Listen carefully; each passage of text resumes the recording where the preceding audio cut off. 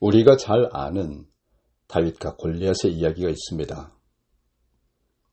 이스라엘이 블레셋과 전쟁을 하는데 이스라엘은 여러 가지 면에서 열세였지요. 무기도 변변치 않았고 뛰어난 장수가 있는 것도 아니었습니다.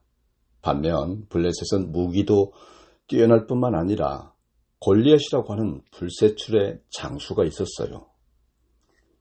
이스라엘 군사들은 골리앗이 거인일 뿐만 아니라 온갖 극강의 무기로 무장하여 그를 보는 것만으로도 심히 두려워 도망치기 바빴습니다. 그러나 단 한 사람은 예외였죠. 어린 소년 다윗은 그런 골리앗을 보고도 전혀 두려워하지 않았어요. 오히려 그 무시무시한 골리앗과 싸우겠다고 팔을 걷고 나섰습니다. 형들뿐만이 아니라 사울 왕도 그건 무모한 짓이라고 만류했지만 다윗은 막대기와 물맷돌 5개만을 가지고 골리앗과 싸우러 갑니다. 그런데 여러분, 말도 안 되는 일이 발생하죠. 그 누구도 다윗이 이기리라고는 생각하지 않았는데 다윗은 물맷돌로 골리앗을 쓰러뜨린 후 그의 목을 베어냈습니다. 아무도 예상치 못한 다윗의 승리였습니다. 그야말로 성경 최고의 통쾌한 장면이 아닐 수 없죠. 말씀이 하나님이신 것을 믿으시면 아멘 하시기 바랍니다. 사랑하는 여러분, 오늘 저와 여러분이 은혜 나눌 말씀은 사도행전 14장 1절로 28절을 본문으로 한 고난 끝에 받게 될 찬란한 영광입니다. 여러분, 성경에는 통쾌한 장면이 또 하나 있죠. 바벨론의 포로로 잡혀갔던 다니엘은 페르시아 제국이 천하를 호령할 때 총리의 자리에까지 올라갔었는데요. 그런데 메데나 페르시아 사람이 아닌 히브리인이 총리에 오른 것을 못마땅하게 생각했던 사람들이 다니엘을 어떻게든 끌어내리려고 하는 거예요. 결국 다니엘은 시기 질투자들의 모함에 의해서 왕 외에 그 누구에게도 기도해서는 안 된다는 왕의 조서를 어긴 죄로 사자굴에 던져지게 됩니다. 사자굴에 던져져 다니엘은 당연히 사자밥이 돼야 마땅하죠. 하지만 하나님께서는 사자의 입을 막으셨고 다니엘은 그 참혹한 사자굴에서 살아납니다. 반면에 다니엘을 참소했던 사람들이 사자굴에 던져졌어요. 그리고 그들은 사자굴에 발이 닿기도 전에 여지없이 사자 이빨에 뼈가 부서지고 살이 찢겨나갔죠. 그야말로 역전승을 거두는 것 같은 통쾌한 장면이 아니고 무엇입니까? 성경에는 이런 기적 같은 이야기들이 참 많이 나옵니다. 그렇다면 여러분, 말씀드린 다윗이나 다니엘 그리고 성경에서 통쾌한 역전승을 거두었던 사람들의 공통점은 과연 무엇일까요? 그것은 담대함입니다. 어떤 상황에서도 뒤로 물러서지 않고 당당하게 맞서는 믿음의 용기입니다. 기싸움이고요. 깡이 센 거예요. 앞서 말씀드린 다윗을 생각해 보세요. 이스라엘 최고의 장수들조차도 골리앗과 싸우는 것을 극도로 두려워했습니다. 골리앗을 죽이는 사람에게는 많은 재물도 주고 각종 세금도 면제해 줄 뿐만 아니라 그를 왕의 사위로 삼겠다고 하는 사울 왕의 약속에도 불구하고 아무도 싸우겠다고 나서지 않았어요. 그런데 다윗은 모두가 말리는 상황에서도 사자의 발톱과 곰의 발톱에서 나를 건져내신 하나님께서 이 블레셋 사람의 손에서 건져주실 것이라고 말하고선 당당하게 골리앗과 맞서 싸우러 갑니다. 아무도 나서려 하지 않는 상황에서 유독 다윗만은 하나님께서 자기를 지켜주시고 도와주실 것이라는 확신을 갖고 당당하게 담대하게 골리앗과 싸워 결국 승리를 거두었습니다. 중요한 질문이 하나 있어요. 우리가 그렇게 담대한 믿음의 용기를 가지고 모든 상황을 당당하게 맞선다면 다윗이 거인 골리앗을 죽인 것처럼 우리도 모든 상황에서 그렇게 승리할 수 있을 것인가 하는 것. 그런 담대함으로 상황에 맞설 때 우리에게 실패란 없는 것일까 하는 것. 우리에게는 언제나 성공과 형통한 길만 열리는 것일까 하는 것. 여러분, 오늘 본문은 사도 바울 일행의 첫 번째 선교 여정을 소개하고 있습니다. 안디옥 교회는 성령의 지시를 따라 바나바와 바울을 따로 세워놓고 금식한 후에 그들을 선교사로 파송했어요. 그들은 수리아 안도학을 떠나 첫 번째 선교지인 그브로의 실라미와 바보에서 복음을 전했고요. 다시금 배를 타고 아나톨리아 반도에 들어가게 됩니다. 아나톨리아 반도의 첫 번째 선교지인 비시디아 안디옥에서 복음을 전하면서 사도 바울은 우리는 예수의 이름을 힘입어 죄사함을 받고 예수의 이름을 믿는 자마다 의롭다 하심을 받는다라고 선포했습니다. 여러분, 그 선포는 당시 유대인들에게 큰 충격과 파장과 관심을 이끌어냈습니다. 그래서 말씀을 전달해 달라는, 계속 말씀을 다음 주에도 또 다음 주에도 와서 전달해 달라는 부탁을 받고요. 그 다음 안식일에 회당을 찾아갔는데 온 시민이 거의 다 모였다라고 표현할 정도로 많은 사람들이 말씀을 듣기 위해 모였던 거예요.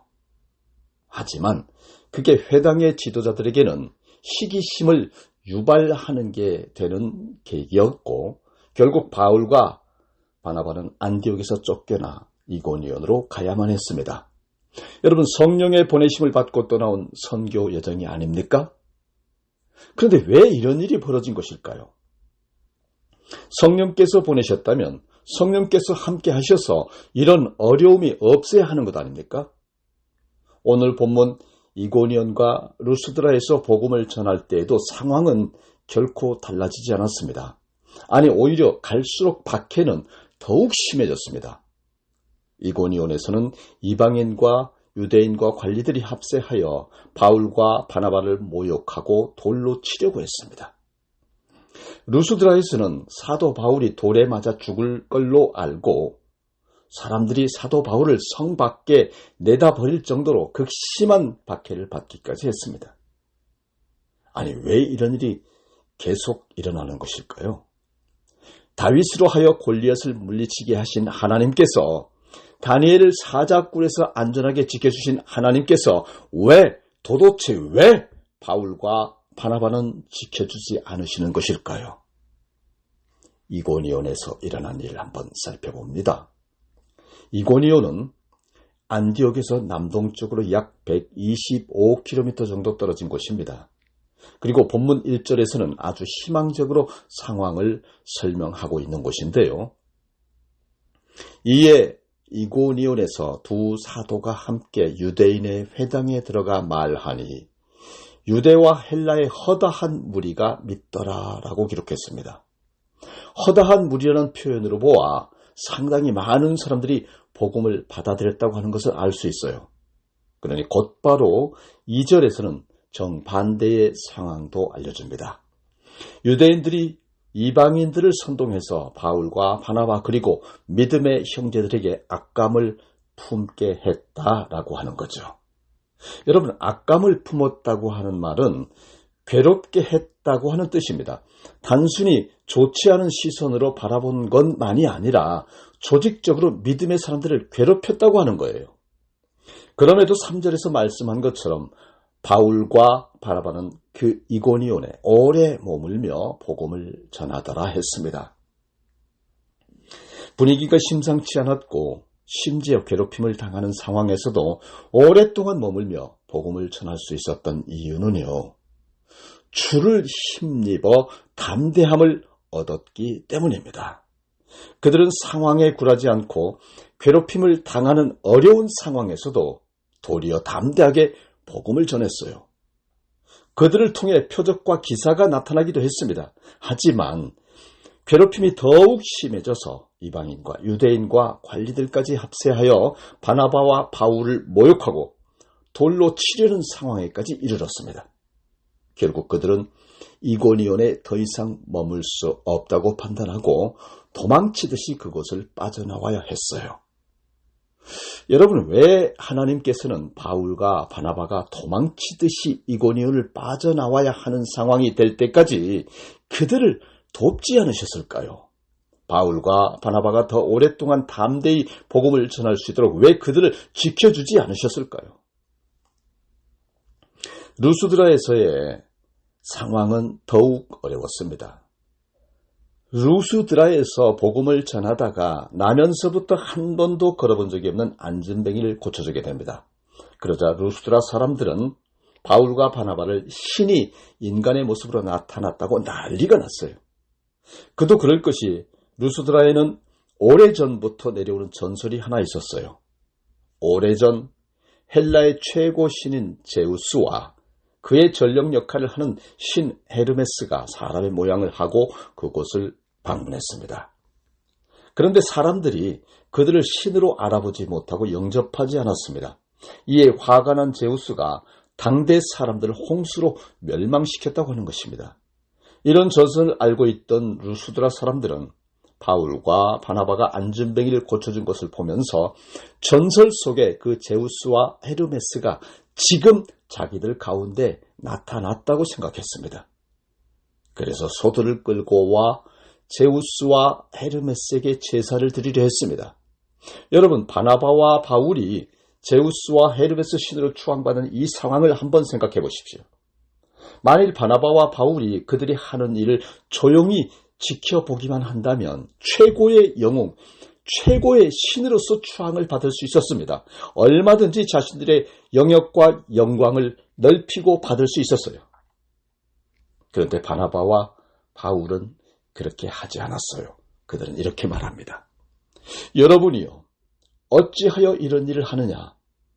우리도 여러분과 같은 성정을 가진 사람이라 라고 15절에 말씀했습니다. 우리는 신이 아니라는 것입니다. 우리를 그렇게 추앙할 필요가 없다는 것입니다. 사람들로부터 추앙받고 우러름을 얻을 수 있는 밥상을 자기들 스스로 뒤집어 엎어버린 거예요.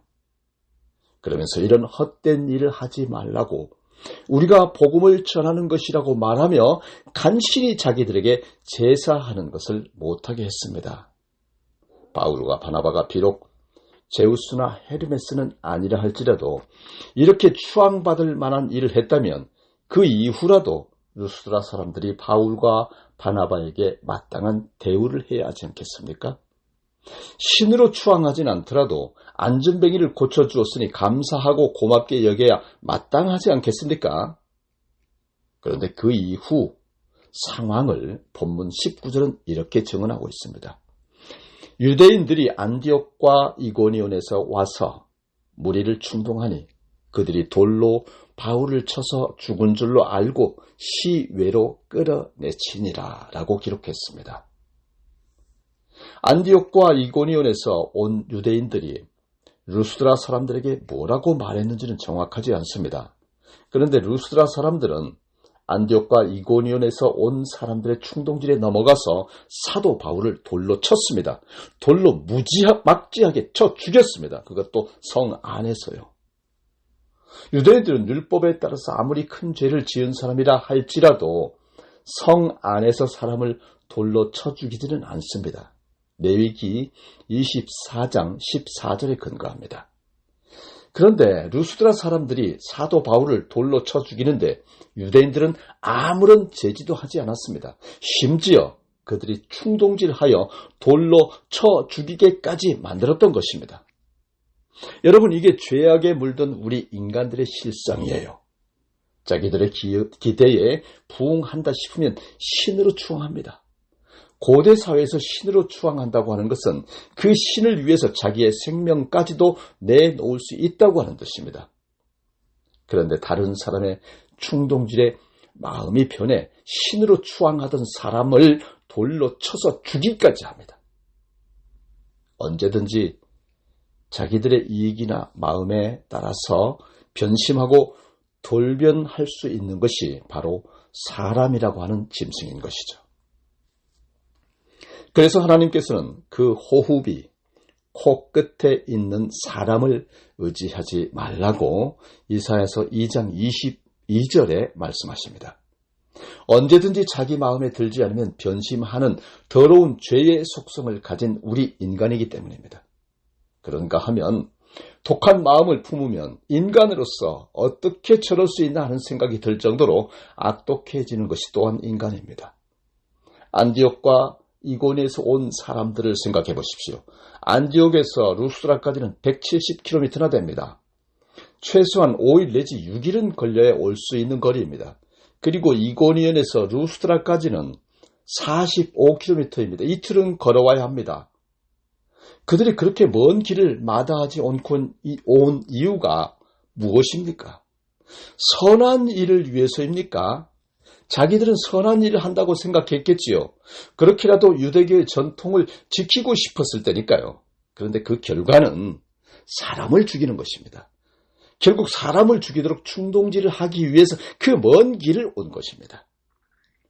그리고 성 안에서 돌로 쳐 죽이는 것을 구경만 하고 있습니다. 악한 마음에 사로잡히면 살인도 전혀 두려워하지 않는 것이 인간임을 보여줍니다. 더구나 유대인들은 하나님의 이름으로 하나님을 섬긴다는 명목으로 그런 짓을 했습니다. 사랑의 하나님을 이야기하면서 사람을 죽게 만드는 이중성을 그대로 드러내고 있는 것입니다. 이게 죄에 대해 종노릇하는 우리 인간들의 악독하며 실상입니다. 보세요, 여러분.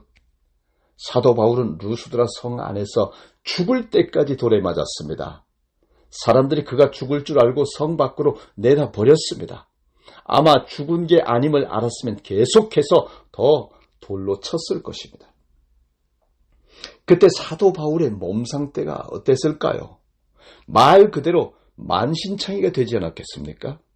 그런데 사도 바울은 정신이 들자 다시금 루스드라 성 안으로 들어갑니다. 자신을 돌로 쳐 죽이려 했던 바로 그 성 안으로 말이에요. 만일 사도 바울이 죽지 않았다는 사실이 알려지면 그들은 또다시 돌을 들고 달려올 것입니다. 그런데도 사도 바울은 루스드라 성으로 들어갑니다. 성경은 표현되어 있지 않지만 거기에는 이런 표현이 잘 어울릴 것입니다. 담대하게라는 말 외에는 달리 표현할 방법이 없어요. 믿음의 눈이 아니라면 무모하게라고 표현할 수 있겠지만 여기서 가장 적절하게 말할 수 있는 말은 담대하게일 것입니다. 그리고 거기에 그치지 않았습니다. 데베에까지 가서 복음을 전한 후 다시금 자신들을 파송한 수리아 안디옥으로 돌아갑니다. 그런데 돌아가는 길에 루스드라, 이고니온, 안디옥을 거쳐서 갑니다. 루스드라, 이고니온, 비시디아, 안디옥, 이곳은 모두 복음을 전한 사도 바울을 일행에게 극심한 박해를 가했던 곳입니다. 그곳으로 다시 간다면 또다시 혹독한 시련을 겪게 될 것이고 어쩌면 또다시 돌에 맞게 될지도 모릅니다. 그런데도 그들은 다른 곳을 통과해서 수리아 안디옥으로 갈 수 있었을 텐데도 굳이 루스드라, 이고니온, 안디옥을 거쳐서 갑니다. 왜 그랬을까요? 바울 일행이 그것으로 되돌아간 이유가 있습니다. 오늘 본문 22절에 따르면 그곳에서 복음을 받아들이고 믿음의 삶을 살아가고 있는 제자들을 각별히 권면하기 위해서입니다. 그곳 유대인들은 복음을 전한 바나바와 사도 바울만 괴롭힌 것이 아니었습니다. 복음을 받아들이고 예수님의 제자가 되어 살아가는 예수님의 제자들에게도 매몰찬 박해를 가했던 것입니다. 그래서 우리가 하나님 나라에 들어가려면 많은 환난을 겪어야 할 것이라고 격려했습니다. 앞으로도 환난과 박해, 시련과 괴롭힘이 계속될 것이지만 하나님의 나라에 이르기까지 그런 고난의 길을 겪어내자, 기어코 이겨내자라고 말입니다. 그러면서 각 교회에 장로들을 세웠어요. 23절에 나오는 장로라는 말은 감독자라는 뜻이기도 합니다. 박해와 시련 속에서 서로를 격려하여 믿음에 굳게 서도록 돕는 일을 하는 사람들을 말합니다. 여러분, 사도 바울 일행은 왜 무모하다고 생각될 정도로 담대하게 고난의 길을 자처하며 나아갔던 것일까요? 이고니온에서 굳이 오랫동안 머물지 않았다면 모욕을 당하지 않아도 되었고 돌로 치려고 달려드는 극한의 상황에까지 이르지도 않았을 것인데요. 루스드라에서 자기들을 제우스와 헤르메스라고 추앙할 때 적당히 침묵했다면 영웅 대접을 받았을 것인데 굳이 자신들은 그런 존재가 아니라고 말하면서 오히려 돌에 맞아 죽을 지경에까지 이르렀습니다. 선교 여정을 마치고 안디옥으로 돌아갈 때 반대와 박해가 심했던 루스드라와 이고니온과 안디옥을 거쳐가지 않고요 다른 곳으로 돌아서 갈 수도 있었는데 그들은 굳이 왜 그곳을 거쳐서 갔을까요? 왜 그랬을까요? 이유는 자명합니다. 22절의 말씀처럼 복음을 따라 살려 할 때, 믿음의 사람으로 살려 할 때 반드시 환난을 겪을 수밖에 없다고 하는 것을 알기 때문입니다. 믿음의 사람으로 살면서 겪어야 하는 환난과 박해와 시련의 길이라 한다면 굳이 피하고 싶지 않았기 때문입니다. 여러분, 우리는 누구나 고난의 길을 가고 싶어 하지 않습니다. 고난의 길과 영광의 길이 있다면 당연히 영광의 길을 가고 싶어 합니다. 인간이라면 누구나 갖는 마음 같은 마음입니다. 그래서 우리는 영광의 길을 가고 싶은데 하나님께서 고난의 길로 인도하시면 그때 우리는 매우 깊은 고민에 빠집니다. 힘든 길을 왜 꼭 굳이 가야 하느냐고. 아무리 하나님께서 가라 하신다 하더라도 가고 싶지 않은 그 고난의 길을 꼭 굳이 가야만 하느냐고. 그런데 여러분, 그거 아세요? 영광의 길에는 생명이 없습니다. 내가 영광을 얻고 편하게 가는 길에는 믿음의 향기가 나지 않아요. 골짜기에 백합화가 향기를 풍겨내기 위해서는 몸에 가시가 찔려야 합니다. 생명은 고난의 길이 있어요. 내가 대접을 받고 영광을 얻는 삶을 통해서는 복음의 최고 열매인 새 생명이 탄생하지 않습니다. 그래서 하나님께서는 우리가 굳이 가기 원치 않는 고난의 길로 우리를 인도하십니다. 물론 하나님께서 고난을 없애주실 수도 있습니다.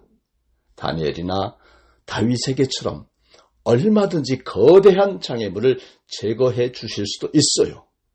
그러나 그렇게 하지 않으시는 이유는 우리를 통해서 복음의 열매가 맺혀지고 그러므로 하나님께서 그 영광을 받으시기를 원하시기 때문입니다. 오늘 말씀을 정리하겠습니다. 말씀대로라면 우리는 언제나 고난의 길만을 가야 하는 것일까요? 그렇지는 않습니다. 우리가 주님의 이끄심에 따라 고난의 길을 겪어내면 그 후에는 우리에게 눈이 부시도록 찬란한 영광이 주어집니다. 그 영광의 자리에 한 번은 가봐야 하지 않겠습니까? 하나님께서 우리를 통해 영광 받으시면 하나님은 우리를 반드시 높여주시되 그 끝을 알 수 없도록 높이 높여주십니다. 우리 인생을 빛나게 해주시되 도무지 눈을 뜰 수 없을 정도로 아름답고 찬란하게 빛나게 해주십니다. 예수님께서 그걸 보여주셨고 초대교회 성도들도 그걸 잘 보여주지 않았습니까? 그래서 그들은 이렇게 영광의 찬송을 불렀습니다. 너희 마음 안에 이 마음을 품으라.